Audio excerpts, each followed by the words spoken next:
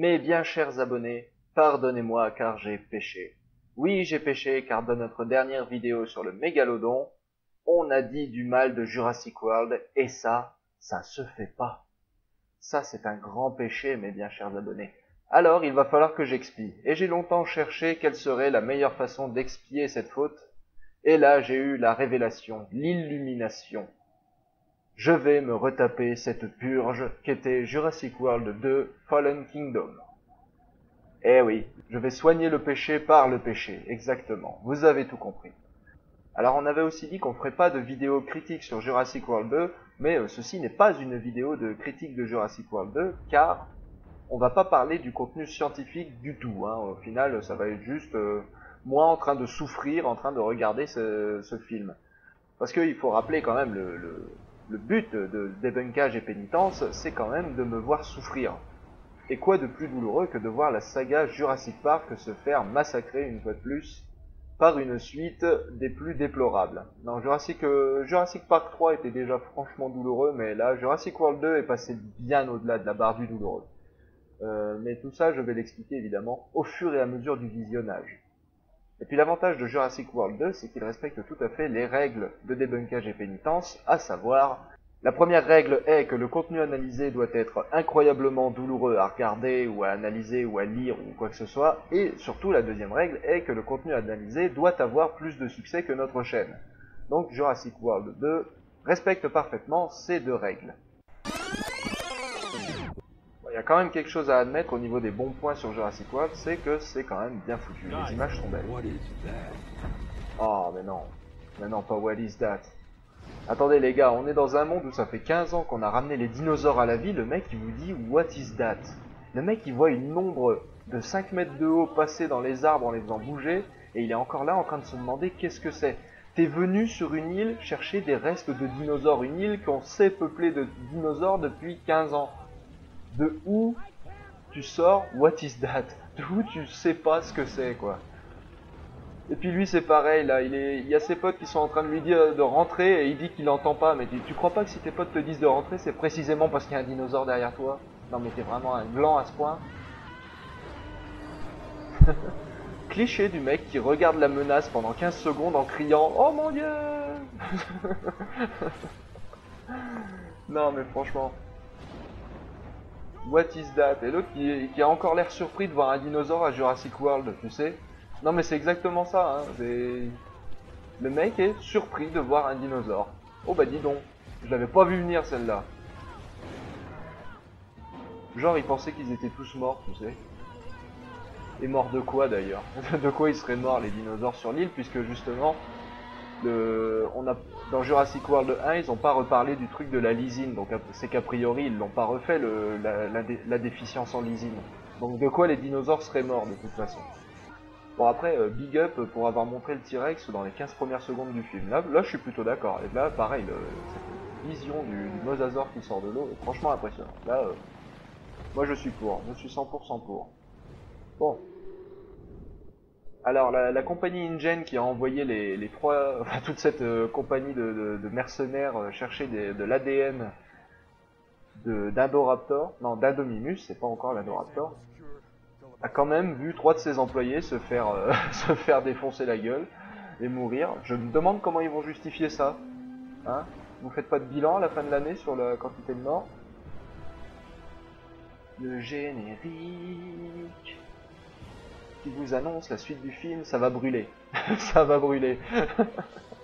Ça va piquer comme de la lave en fusion.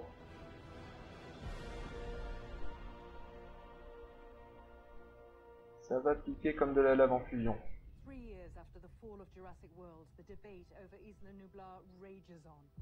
Ah oui, au fait, on vous a pas dit, mais il y avait un volcan en éruption. Ça fait 15 ans qu'on a construit 2 parcs qui coûtent des milliards de dollars sur Isla Nublar. On s'était pas rendu compte que c'était un volcan, merde. Oh les cons. Oh les cons quoi. 2 parcs à plusieurs milliards de dollars. Et on a oublié de faire une analyse de la géologie du terrain. On s'est pas rendu compte que c'était un volcan qui était seulement endormi. Non mais franchement.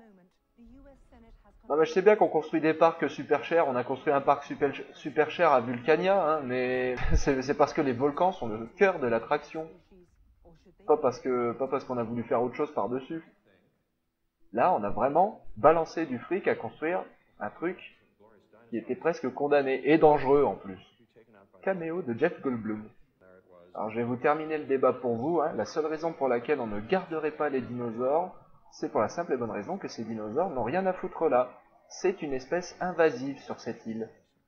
Les dinosaures ont été apportés là par l'homme et foutent son écosystème en l'air. Il y avait déjà des espèces qui existaient sur cette île naturellement, et le fait qu'il y ait des dinosaures sur Isla Nublar fout en l'air l'écosystème. Donc si l'écosystème doit disparaître de toute façon, il n'y a pas de raison de sauver les dinosaures plus que le reste. D'ailleurs, s'il fallait sauver quoi que ce soit, ce serait plutôt le reste, en réalité. Donc fin du débat, les dinosaures doivent disparaître. Ah, et on redécouvre Claire. Claire qui est redécouverte comme elle l'était avant. Alors c'est bizarre parce que elle est passée visiblement de responsable de plusieurs dizaines de morts et de centaines de blessés à tranquille et libre dans une petite association qui cherche à sauver les dinosaures. Donc voilà, mesdames et messieurs, cette personne dont l'incompétence a été la source de plusieurs morts et de blessés et de traumatismes, parce qu'il y avait quand même des dizaines de milliers de personnes, soi-disant, sur l'île au moment de l'incident, est libre. Elle a même pas un petit bracelet. Elle a même pas un petit bracelet à son poignet ou à sa cheville pour indiquer sa position à la police. Voilà, un individu dangereux dans la nature. Là, qu'est-ce qu'elle fait libre, quoi? Pourquoi elle est pas en tôle? Pourquoi on parle pas des 10 millions de procès qu'elle a au cul? C'est quand même un truc de fou, ça. Donc déjà la logique, fuck. La cohérence avec le précédent film. Juste la cohérence avec le précédent film. Eh ben non, on l'emmerde. Alors déjà que j'étais pas un gros fan du premier Jurassic World, mais ce film déjà a décidé qu'il ne respecterait même pas Jurassic World. Puisque au final on fait comme si rien ne s'était passé. Voilà.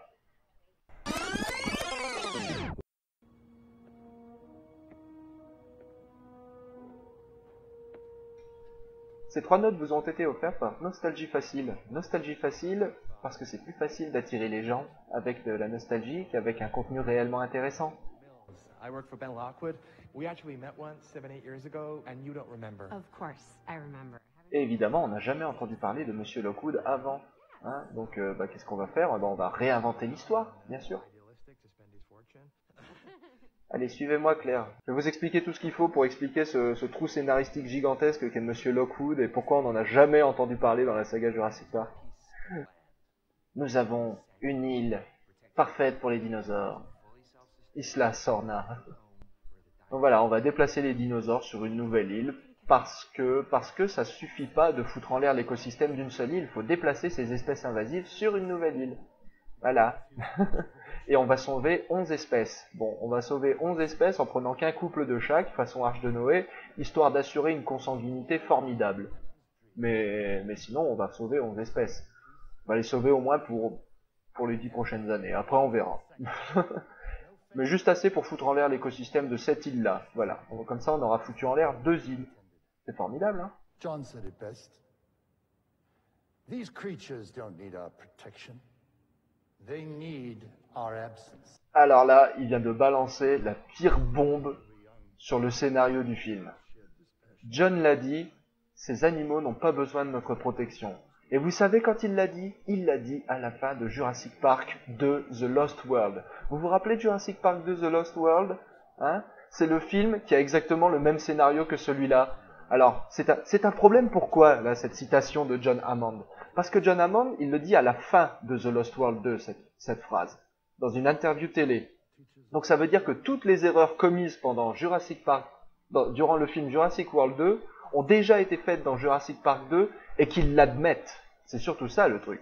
C'est Jurassic World, soi-disant, fonctionnait parce qu'on ignorait que Jurassic Park 2 et 3 avaient eu lieu, mais là on n'ignore pas qu'ils ont eu lieu, puisqu'il vient de citer une phrase qui vient directement de la fin du film Jurassic Park 2.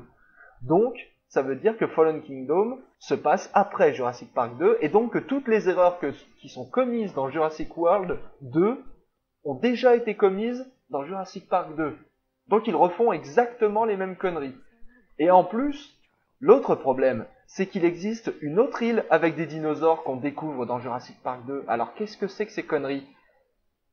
Ils disent qu'ils vont retrouver une île pour déplacer les dinosaures alors qu'ils ont déjà une autre île qui est basiquement bourrée de dinosaures. Mais non, on choisit de pas en parler, on fait comme si ça n'avait jamais eu lieu, mais par contre, on vous sort une citation du même film.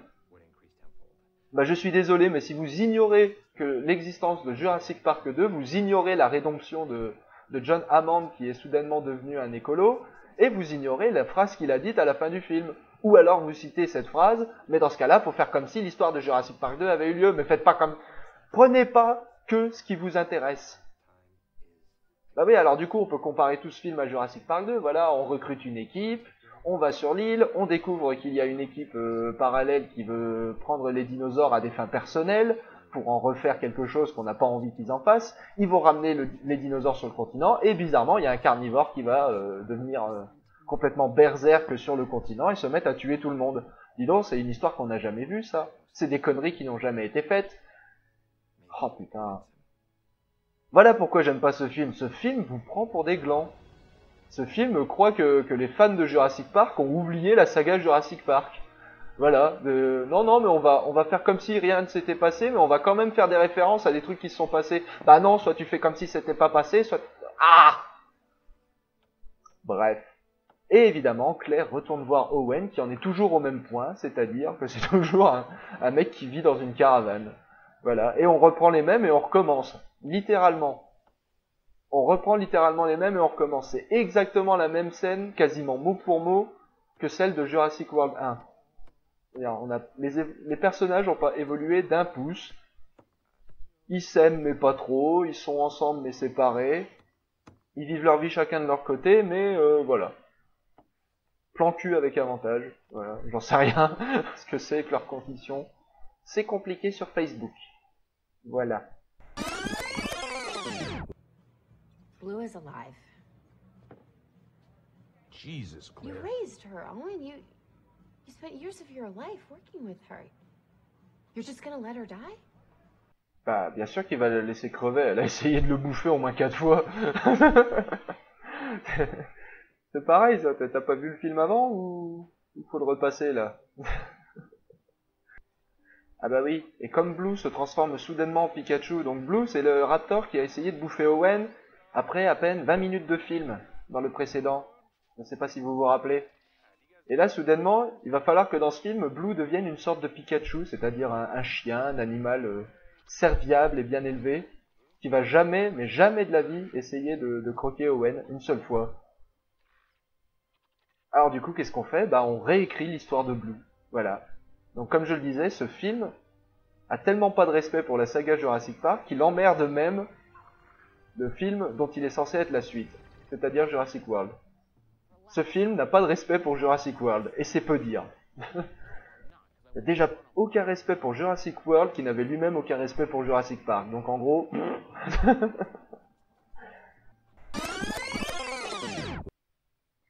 Ah oui, j'avais pas parlé de cet improbable Triceratops. Ouais, enfin, je sais même pas si c'est censé être un Triceratops. Enfin, la seule raison pour laquelle il a les cornes qui pointent vers le haut comme ça, c'est juste pour empaler l'Indoraptor à la fin, quoi, c'est tout. Sinon, il n'y a aucune logique anatomique ou scientifique derrière ce truc-là. Hein. Je sais pas si le machin derrière elle, c'est censé être un Ichthyovenator avec cette crête bizarre. Si c'est censé être un Ichthyovenator, c'est pas le bon crâne. Ichthyovenator, c'est un spinosauridé, donc il est censé avoir un crâne beaucoup plus crocodilien que ce qu'on peut voir là.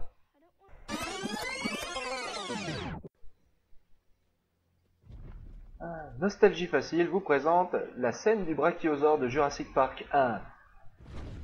À peine remodifiée. On a les mêmes CGI un peu datés, sauf que Jurassic Park 1 date de 1993, celui-là est tout récent. À peu près aussi subtil que de piler un oignon en dessous de vos yeux, voilà. Ah oui, arrache-nous une larme. Arrache-nous une larme avec cette facilité déconcertante.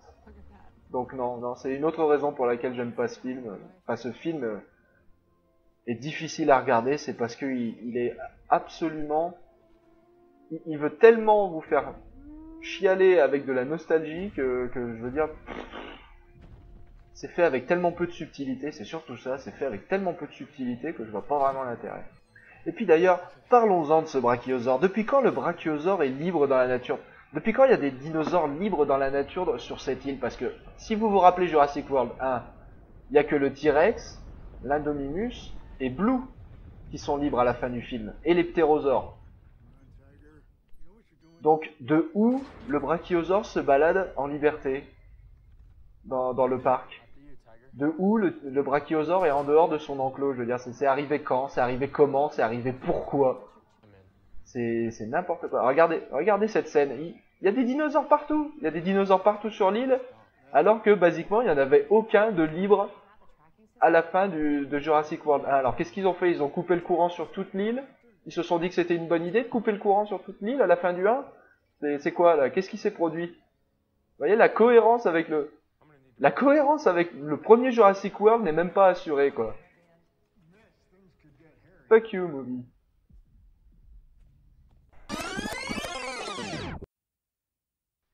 Référence gratuite au premier. Et ce n'en est qu'une parmi les milliers.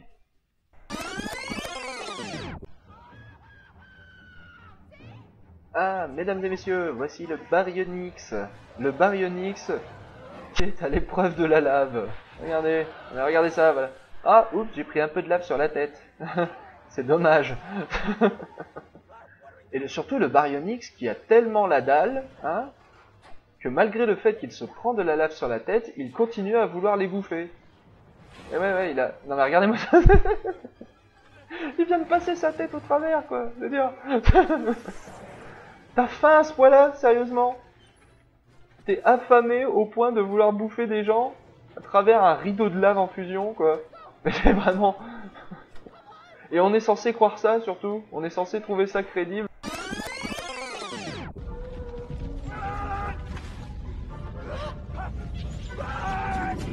Owen doit crier 2 fois « courez » pour qu'il se mette à courir. Vous voyez le volcan en éruption? Vous voyez la direction opposée? Il fallait vraiment vous expliquer qu'il fallait courir dans la direction opposée? 2 fois? Sérieusement? Et Owen qui pouvait à peine tenir debout il y a 2 minutes, maintenant... Une vraie mobilette. Je suis un peu sceptique du coup de l'ankylosaure qui galope. Marchez vite à la rigueur, mais qui galope, non. Bon, au moins ils ont pas fait les sauropodes qui galopent. Là pour le coup, les sauropodes marchent vite. Alors les ankylosaures, ça m'étonne un peu. Et voilà. Et on nous introduit encore un nouveau dinosaure, cette fois le Carnotaurus. Et alors le Carnotaurus, il a aussi cette particularité, comme le Baryonyx, de n'avoir absolument aucun sens des priorités. C'est-à-dire que lui, plutôt que d'essayer de courir pour sauver sa vie, eh ben non, il a faim. Il a faim aussi et il va essayer de tuer un gros dinosaure alors qu'il a des humains tout frais payés juste à côté de lui déjà. Si ça c'est censé être crédible, bah je suis désolé mais ça l'est pas. Non, à aucun moment. Mais vous en faites pas, c'est pas le seul carnivore qui a aucun sens des priorités, car voici venir. Voilà. Le fameux tyrannosaure. Le fameux tyrannosaure Rex Machina. Hein, qui vous sauve vos héros au dernier moment. Et qui n'a absolument aucun sens des priorités. Et qui ne bouffe même pas, putain il ne bouffe même pas sa proie. Pourquoi est-ce qu'il a tué ce Carnotaurus? Pourquoi il le tue si c'est même pas pour le bouffer? Et puis c'est quoi cette nuée ardente là? Je croyais que c'était un volcan effusif, on a vu de la lave couler, la fluide comme tout. Vous savez pourquoi les volcans sont explosifs? Parce que la lave est trop épaisse. Et que du coup la pression s'évacue par explosion. Et là vous nous montrez un volcan qui a une lave complètement fluide et juste derrière une nuée ardente. Va te faire foutre film. Tu es le Prometheus de la saga Jurassic World. Le Alien Covenant. Sérieusement. Owen survit à cette nuée ardente. Owen à poil dans une nuée ardente survit malgré tout. Pourquoi pas? Alors je tiens juste à vous faire noter. Le T-Rex qu'on a vu tout à l'heure portait les cicatrices de son combat avec l'Indominus qu'on avait vu dans le premier film. On est bien d'accord, hein? Vous allez voir quel T-Rex ils ont capturé, les méchants. Hein, vous verrez quel est le T-Rex qu'ils ont capturé, les méchants, et vous irez surtout m'expliquer quand, du coup, ils l'ont capturé, parce que là, je vois pas. Le T-Rex était avec Owen, Claire et le monsieur, je sais plus son nom, l'informaticien. Et d'un seul coup, il va être capturé par les méchants. Et on sait pas où, ni comment. Téléportation? Facilité scénaristique? Je vous laisse savoir. Je vous laisse deviner.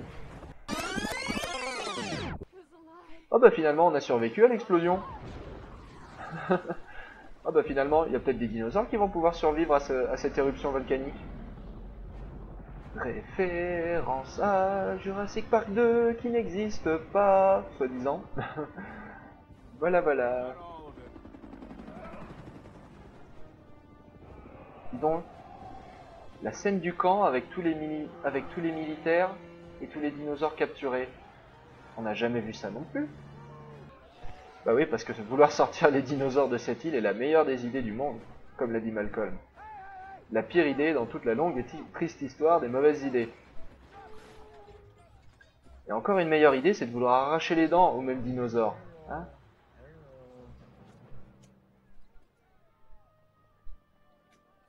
Jamais de la vie, une dent de stégosaure, ça ressemble à ça. Jamais de la vie. Donc le plan, c'est d'arriver à balancer le camion dans le bateau sans se faire repérer. Bonne chance. Allez-y les gars. Et surtout, ayez l'air naturel quand vous balancerez le camion à l'arrière du bateau. Hein. Surtout, faites comme si tout était normal.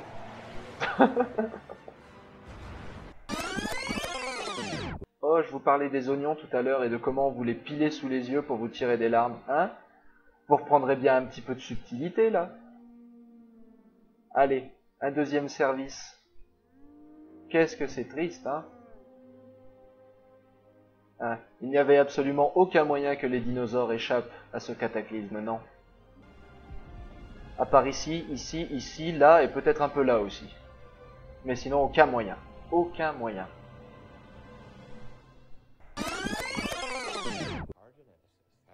On a créé un tout nouveau dinosaure surpuissant, plus petit que l'Indominus, beaucoup moins puissant, tout aussi lent, tout aussi intelligent, mais qui n'a plus les capacités cool comme celles de sentir les infrarouges ou encore de devenir invisible.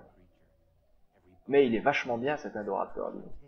Puis comme l'Indominus était à peu près aussi intelligent que les raptors, je vois pas ce qui vous aurait empêché de le dresser au final.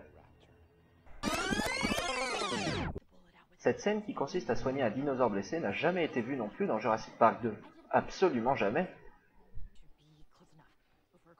Donc le grand projet, c'est de prendre du sang de tyrannosaure pour l'injecter dans le corps du vélociraptor qui manque de globules rouges. Je ne sais pas jusqu'à quel point les deux seront compatibles, mais normalement pour réinjecter du sang comme ça, il faut quand même le traiter pour qu'il ait plus d'anticorps, parce que sinon les deux lots de sang vont complètement s'entretuer. C'est-à-dire que les anticorps du T-Rex vont pas être très contents de se retrouver entourés d'antigènes de vélociraptor, mais bon. Hein. Oh, et regardez quel tyrannosaure ils ont capturé. Est-ce que ce serait pas le tyrannosaure avec les cicatrices de son combat contre l'Indominus? Vous savez, celui qui était en train de courir pour échapper à l'explosion du volcan et qui a été rattrapé normalement par une nuée ardente. Je me demande comment ils l'ont capturé, celui-là.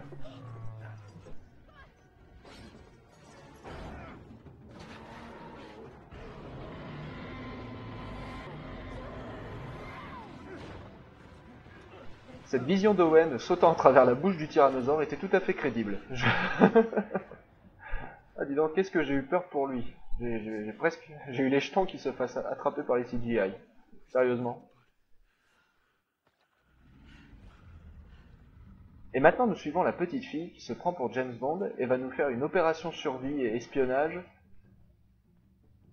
en dépit de son oncle, et va découvrir que son oncle, je sais même pas si c'est son oncle, je sais même pas qui c'est ce mec.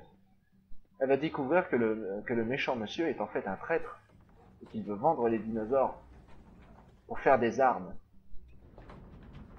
Alors pourquoi pas? pourquoi pas. Mais du coup, si cette petite fille est une guerrière, alors il va falloir m'expliquer quelques-unes de ses réactions, parce que... Mais on verra ça en temps voulu. Donc on est en train de nous montrer un laboratoire de génétique, avec des œufs de dinosaures, qui doivent certainement contenir des dinosaures. D'où la question, mais pourquoi qu'on s'emmerde? Pourquoi est-ce qu'on s'est emmerdé à aller chercher tous ces dinosaures sur l'île, alors qu'on avait tout ce qu'il fallait sur place à la maison? On a le Docteur Who, on a ses données. Alors pourquoi est-ce qu'on s'emmerde à aller chercher des dinosaures directement sur l'île? Ils disent que c'est pour faire de l'argent, pour pouvoir financer leurs opérations. Je suis d'accord. Mais combien ça a coûté cette opération sur l'île? Et puis vas-y qu'on continue de réécrire l'histoire de Blue, hein, en nous montrant que Blue c'est gentil, c'est Pikachu. Elle obéit très bien. Elle a toujours été gentille, Blue, hein. Bon, elle a juste essayé de nous bouffer, mais c'est pas grand-chose. Et puis on lui fait des grands yeux, surtout Blue, pour qu'elle ait l'air plus gentille. Et puis on lui donne de l'empathie à Blue. Ouais, genre elle va pas essayer de te poignarder dans le dos. Enfin, je veux dire, les oiseaux de proie, quand on les dresse, on est d'accord que ça marche jusqu'à un certain point, mais pas au point de montrer de l'empathie, quoi. Donc faut arrêter un peu ça. Je suis d'accord qu'on puisse dresser des vélociraptors, puisqu'après tout ils sont très proches des oiseaux de proie. Mais au bout d'un moment, montrer de l'empathie pour une figure humaine, ça me semble un peu trop, là. Je veux dire, il essaye de faire, genre, il est triste, mais enfin, l'expression de la tristesse chez le vélociraptor, elle doit être un peu différente, quand même, non? Un peu. Bon. Bref.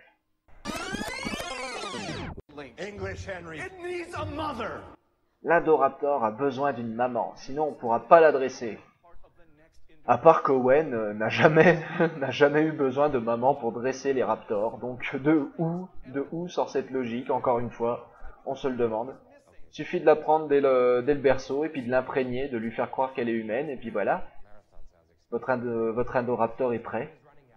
C'est-à-dire comme on fait, exactement comme on fait avec les oiseaux de proie, exactement comme on nous montre que Owen a fait avec les raptors. Pourquoi ça marcherait pas avec l'Indoraptor? On ne vous l'expliquera jamais.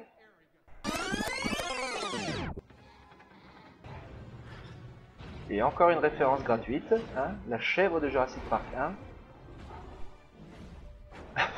On vient totalement de voir le T-Rex faire tomber des morceaux de béton en tapant contre sa cage. On vient totalement de voir qu'il était capable de s'évader. Mais non, tout va bien, tout est logique. Il n'y a absolument aucun problème.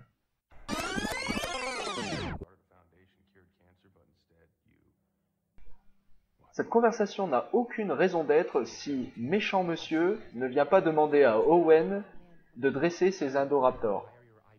La seule conversation logique que vous êtes censé avoir à ce niveau-là, c'est « Bonjour Owen, j'ai des Indoraptors. Est-ce que tu veux venir les dresser ?» Et d'ailleurs, s'il avait eu cette conversation avec Owen dès le début du film, eh ben, il n'y aurait jamais eu besoin d'aller sur l'île pour aller chercher Blue.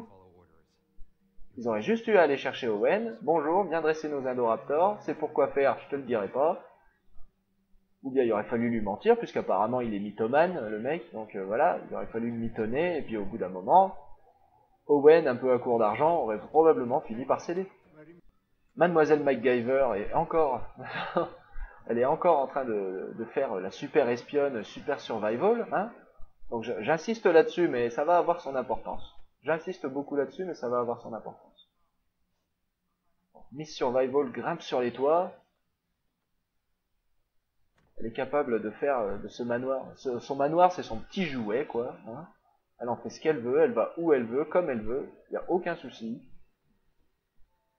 Mais vous allez voir qu'au seul moment où ça pourrait être utile, elle ne s'en servira pas.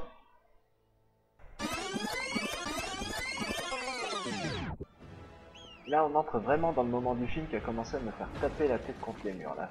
Vous allez voir le pachycéphalosaure, et le pachycéphalosaure, sa seule raison d'exister, c'est de taper sa tête, absolument partout. Ce pachycéphalosaure n'existe que pour ça, pour foncer partout. Donc c'est vraiment l'apogée du dinosaure fonction, quoi. On a vu tout à l'heure les carnivores ils ne servaient qu'à bouffer. Ils ne servaient qu'à essayer de bouffer Claire, ils ne servaient qu'à essayer de bouffer Owen, ils ne servaient qu'à bouffer l'autre Carnotaure pour sauver Owen. Donc les carnivores, ils servent qu'à bouffer, c'est des dinosaures fonction, ils n'ont aucun instinct de survie, ils ne savent pas échapper à un volcan, mais par contre ils savent bouffer. Et là, le pachycéphalosaure, bah, c'est un autre dinosaure fonction, sauf que celui-là, il ne sert qu'à foncer dans les murs ou à foncer dans les gens. C'est tout, c'est pareil, il sait rien faire d'autre. Il sait rien faire d'autre, c'est un demi qui fonce dans les murs et dans les gens.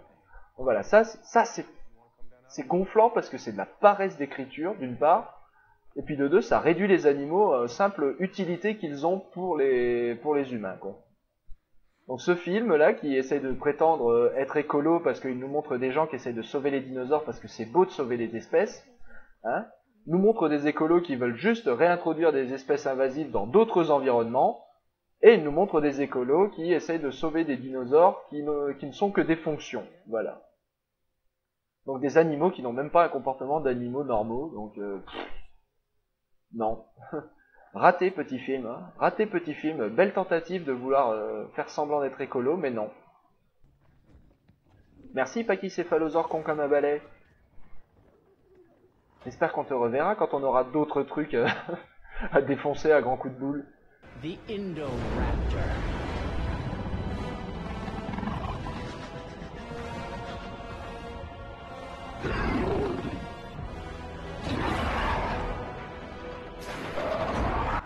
La scène d'introduction de l'Indoraptor avec sa musique, la définition même de over the top. Je veux dire, vous découvrez l'Indoraptor, qu'est-ce qu'il a de spécial, honnêtement? C'est un lézard. C'est-à-dire, c'est tout ce qu'il est. C'est juste un putain de lézard, il est mal proportionné, on ne sait pas s'il est bipède ou quadrupède. Il a un pouce opposable qui ne sert jamais à rien. Ça ressemble juste à un gros varan, en fait. Regardez-moi ça, il a rien de particulier, il n'est pas particulièrement gros, il sait pas se rendre invisible. Il a aucune capacité particulière que celle d'être un tueur fou psychopathe. Quel est l'intérêt de cet animal? Et la petite bande dorée sur le côté qui nous rappelle Golden Freezer de Dragon Ball. Donc c'est clairement la façon la plus bête et méchante de montrer que quelque chose est plus important que quelque chose d'autre. Voilà. L'Indoraptor est mieux que l'Indominus parce qu'il a une petite bande dorée sur le côté. Et ouais, c'est Golden Raptor.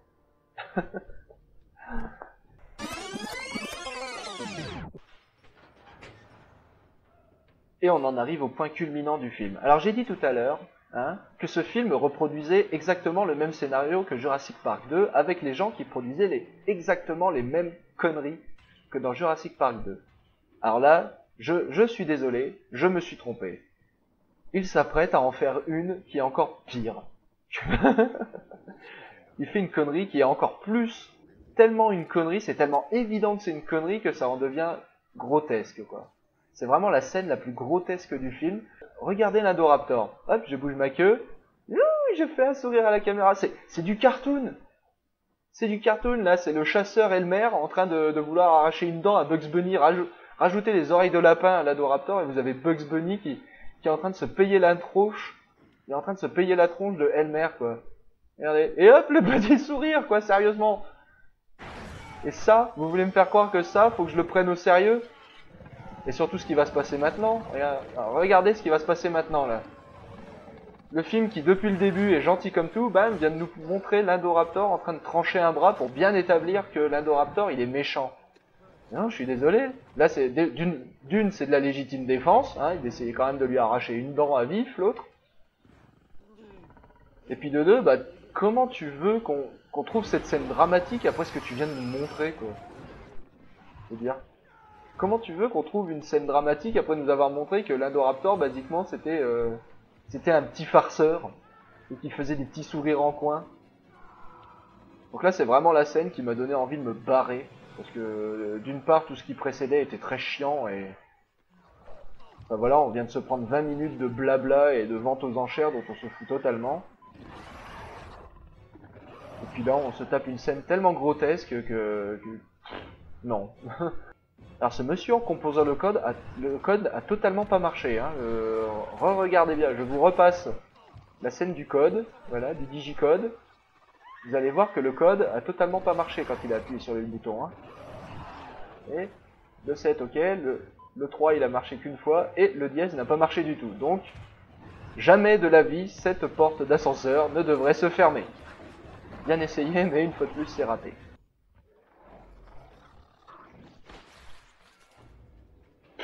L'Indoraptor qui réouvre le truc par accident parce qu'il faut bien que les méchants meurent. Hein. Non mais sérieusement. On vous prend pour du marron, on vous prend pour du jambon. Ah la la la la la la. Lockwood never had a grandchild. He just wanted his daughter back. La révélation ultime. En fait, la fille était un clone. On s'en fout. On s'en fout littéralement. Ça n'a aucune espèce d'importance. Ça n'a aucune espèce d'importance. On s'en fout. Vous essayez de nous faire passer ça pour la révélation du film, le twist. C'est tellement un énorme twist. Eh ben non. Non, en fait, on s'en tape. Je veux dire, vous avez à peine fait du build-up sur ça. Et ça n'a aucune conséquence. Enfin si, ça aura une conséquence, mais une conséquence qui est tellement débile qu'on en reparlera en temps voulu. Et voilà, et une fois de plus, on répète Jurassic World 1, voilà, le docteur Henry Wu remballe tous ses jouets. Direction la suite, direction le Jurassic World 3. Exactement comme dans Jurassic World 1. Mais oui, libérer un Vélociraptor, quelle grande idée, quelle énormissime bonne idée, hein, franchement, t'aurais rien pu faire de plus intelligent. Parce que c'est tout ce qui manquait à ce film, un Vélociraptor en liberté.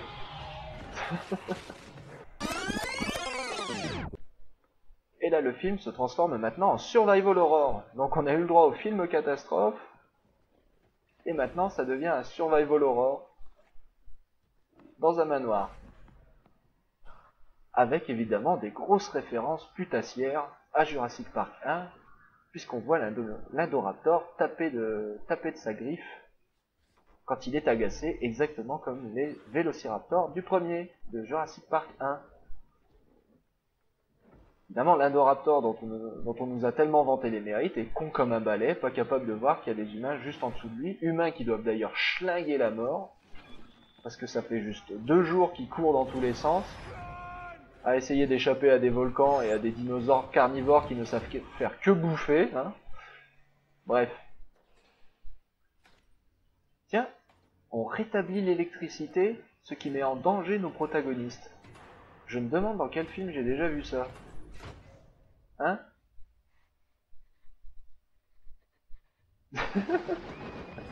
Et la fille qui passe un quart d'heure à regarder l'Indoraptor à travers la vitre avant de se mettre à crier. Attention alors, l'Indoraptor poursuit la petite. L'Indoraptor monte les escaliers, mais pour une raison qu'on ignore n'arrive jamais à la rattraper. L'Indoraptor est dans le couloir. L'Indoraptor rentre dans le couloir, la petite se dirige vers le mont de charge. On a le droit à un gros clin d'œil putassier à Jurassic Park 1. L'Indoraptor, qui vient de défoncer une porte, est incapable de passer à travers le mont de charge. Pourquoi? Parce que scénario. Cette glissade inutile vous était offerte par Owen à trop la classe. Et alors voici la scène, la fameuse scène. Cette gamine, qui depuis le début nous fait du survival d'enfer. C'est une super espionne, elle connaît par cœur son manoir, elle connaît toutes les cachettes. La meilleure cachette qu'elle trouve, c'est dans sa chambre, sous un drap. Dans sa chambre, sous un drap. Genre, cette maison, ce manoir gigantesque n'a pas de coffre-fort, non, non. Elle va dans la chambre sous un drap. Et là, on retrouve l'Indoraptor sur le toit, et pour quelle raison? Pour quelle raison? Mais juste pour avoir une super image cool de l'Indoraptor en train de crier devant la lune. Parce que l'Indoraptor, il était dans le manoir. Alors on ne sait pas pourquoi, d'un seul coup il se retrouve dehors, alors qu'il cherchait la petite. Pour quelle raison l'Indoraptor, à la poursuite de la gamine, sort du manoir? Eh bien tout ça, hein, la petite qui d'un seul coup passe de, je sais pas, enfin la petite qui d'un seul coup passe de super reine du survival enfant débile caché sous les draps quand elle a peur, et l'Indoraptor qui sort alors qu'il est à la poursuite de la petite à l'intérieur du manoir, c'est censé nous mener à cette scène. La scène que vous avez vue dans le trailer. Ah, encore un clin d'œil à Jurassic Park 1, donc, le Raptor qui sait ouvrir les portes. Donc cette scène, elle est censée vous ramener à la scène que vous avez vue dans le trailer, cette scène qui était super cool et qui était absolument effrayante, hein, effectivement, dans le trailer. Bon, on savait pas trop ce qui conduisait à cette situation, mais maintenant on le sait. Donc cette scène, c'est la scène du bras de l'Indoraptor qui se tend par-dessus le lit de la gamine, donc évoquant tous les monstres de l'enfance, évidemment, des visions de cauchemar. Et cette scène, pourquoi elle était cool dans le trailer? Ben justement, c'est parce qu'on était supposément à la place de la gamine, c'est-à-dire qu'on vient de se réveiller, en gros, on ne sait pas ce qui s'est passé avant, mais d'un seul coup on se retrouve face à ce monstre qui tend ses griffes et ses énormes dents vers nous. Et ça, c'est effectivement effrayant. Pourquoi cette scène devient soudainement ridicule? Eh ben c'est parce que on sait comment elle a fini là. On sait qu'elle a fini là parce qu'elle a pris la décision grotesque de venir se cacher sous les draps d'un dinosaure probablement le plus dangereux de tous les dinosaures. Et on sait que l'Indoraptor, on sait d'où vient l'Indoraptor, il vient du toit, alors que de base, il n'était pas censé venir du toit. Donc il rentre par la fenêtre comme un monstre dans les cauchemars pour enfants, sauf que il est pas censé venir de la fenêtre, à aucun moment. Donc voilà, une scène du trailer qui était très marquante devient une scène, probablement une des scènes les plus ridicules du film, du coup. Owen Ex Machina, une balle, 2 balles, 3 balles. 3 balles, l'Indoraptor est à genoux. Mesdames et messieurs, le dinosaure dont on est censé avoir peur. Au moins l'Indominus avait la politesse de résister à plusieurs salves de mitrailleuses. Non, là, l'Indoraptor est amené à genoux avec 3 bastos. Scénario oblige, ce fusil n'avait que 3 bastos. Mais heureusement, après l'Owen Ex Machina, il y a le Blue Ex Machina. Vas-y Pikachu, à l'attaque. Et pendant ce temps-là, Owen va laisser Pikachu se démerder parce que, ma foi, y a pas de raison qu'on aide Blue, hein. C'est pas comme si on était censé avoir un lien extrêmement fort avec ce dinosaure. Hein. Je sais même pas comment il tient encore ce lien avec ce dinosaure, parce qu'au final, Blue, à chaque fois qu'elle voit Owen, elle a que des emmerdes. C'est-à-dire, faut bien dire les choses. Blue, à chaque fois qu'elle voit Owen, soit elle se prend une picouse, soit elle se prend une opération sans anesthésie, soit... Bref, à chaque fois qu'il n'y a aucun moyen que Blue n'associe pas la présence d'Owen avec des emmerdes, je veux dire, avec de la douleur. À chaque fois qu'elle voit Owen, à chaque fois que Owen tend la main vers elle, soi-disant pour la calmer, c'est que Blue va s'en prendre une. Soit par l'Indominus, soit par un fusil, soit par n'importe quoi. Voilà. L'Indoraptor ne sait toujours pas grimper aux échelles.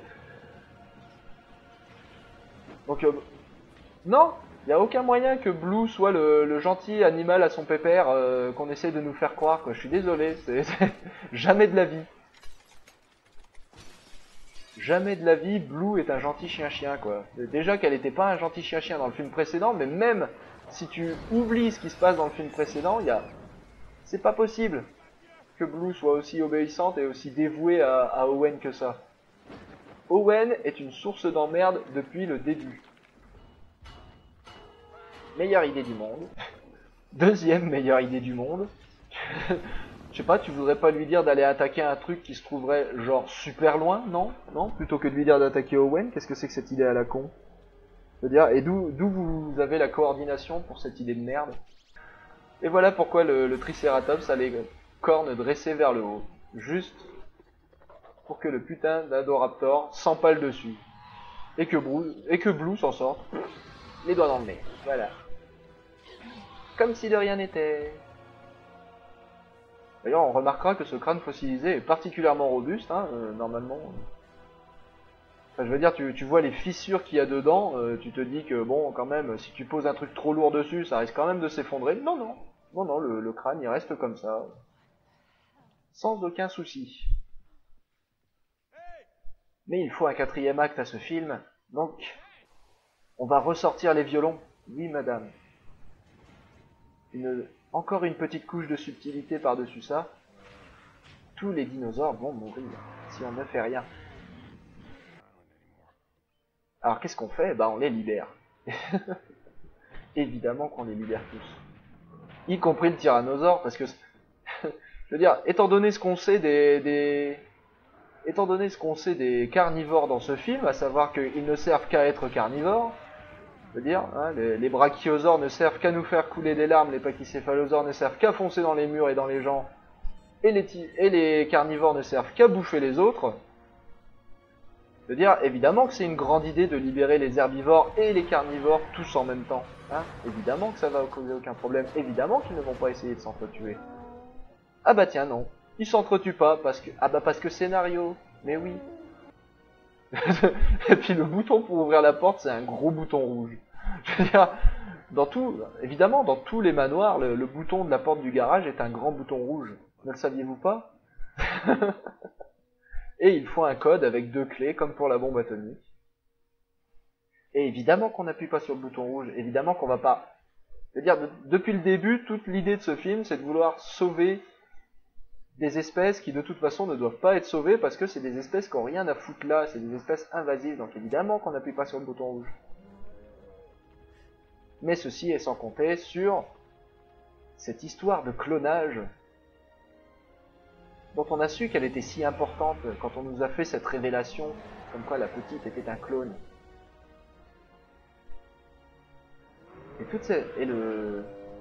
Et l'aboutissant de toute cette histoire de clonage, eh bien, c'est l'ouverture de la porte. Et oui, mesdames, et oui, messieurs, la petite a appuyé sur le bouton. Parce qu'ils ont le droit de vivre. Et oui, ils ont le droit de vivre comme elle. Et ça, c'est beau. Du moins, c'est censé être beau. Mais petite, cela fait de toi une meurtrière. Tu es la responsable directe de la mort de 3 personnes. 1, 2 et 3 personnes minimum. Parce que évidemment, c'est sans compter la quantité de gens qui vont se faire bouffer par les dinosaures carnivores, puisque c'est tout ce qu'ils savent faire. Et oui. Référence gratuite à Jurassic Park. La dernière, je l'espère. Ah, dis donc, on a au moins relâché 20 dinosaures dans la nature. Ça va facilement prendre 4 grosses journées avant qu'une bande de chasseurs en quête de trophées ou que l'armée ne les tue tous. Non, non, vraiment, là, on les a sauvés. Parce qu'évidemment, tout le monde va comprendre cette décision. Hein. On part du principe qu'absolument tous les gouvernements du monde vont comprendre la décision de relâcher ces dinosaures dans la nature. Personne ne va essayer de les tuer. Donc voilà, 4 jours plus tard, tous ces dinosaures furent abattus parce qu'ils n'ont rien à foutre là, parce qu'ils représentent une menace, parce que, de toute façon, on va pas laisser les gens faire ce qu'ils veulent, relâcher n'importe quelle saloperie qu'ils veulent dans la nature, sous prétexte que, bouh, c'est des animaux, c'est gentil. Voilà. Donc 4 jours plus tard, il n'y avait plus de dinosaures, fin de l'histoire. Là, cette image du mosasaure sur la plage est super cool. Cette image du T-Rex face au lion est super cool. Pourquoi est-ce qu'on n'a pas eu ça? Pourquoi est-ce que le film commence pas là? Pourquoi est-ce qu'on nous a emmerdés avec cette histoire qui avait aucun intérêt, au lieu de nous montrer ces super situations et comment on aurait réglé ces situations? Pourquoi les ptérosaures volent libres dans la nature seulement maintenant alors qu'ils étaient déjà libres depuis le premier film? Et la dernière image de ce film, l'ultime image que vous allez emporter en sortant de la salle de cinéma, c'est l'image de Blue qui se dit qu'elle va quand même se faire un sacré casse-dalle en allant dans cette banlieue. Voilà, mesdames et messieurs, c'était Jurassic World. Ça a pris 2 heures, ça a été dur, mais je l'ai fait quand même. Ça faisait longtemps que j'avais pas fini un débunkage et pénitence complètement. Donc merci, vous pouvez m'applaudir. J'ai complètement trahi ma parole comme quoi je ne ferai pas de critique de Jurassic World. Et du coup, ça vaudra bien un nouveau débunkage et pénitence. Par ailleurs, je suis à la recherche de thèmes pour débunkage et pénitence. Donc si vous avez eu le courage d'écouter débunkage et pénitence jusque-là, bah, félicitations. Vous en avez du courage. Et surtout, eh bien, j'aimerais bien un thème sur les fossiles et la lithothérapie. Parce que j'ai beau chercher, je ne trouve pas d'article vraiment complet sur l'usage des fossiles en lithothérapie, et justement j'aimerais bien pouvoir aborder le sujet. Donc allez-y, lâchez-vous en commentaire, faites-moi pleuvoir les sites les plus ésotériques et les plus incroyablement what the fuck possibles. Et puis je vous dis à très bientôt pour une nouvelle vidéo.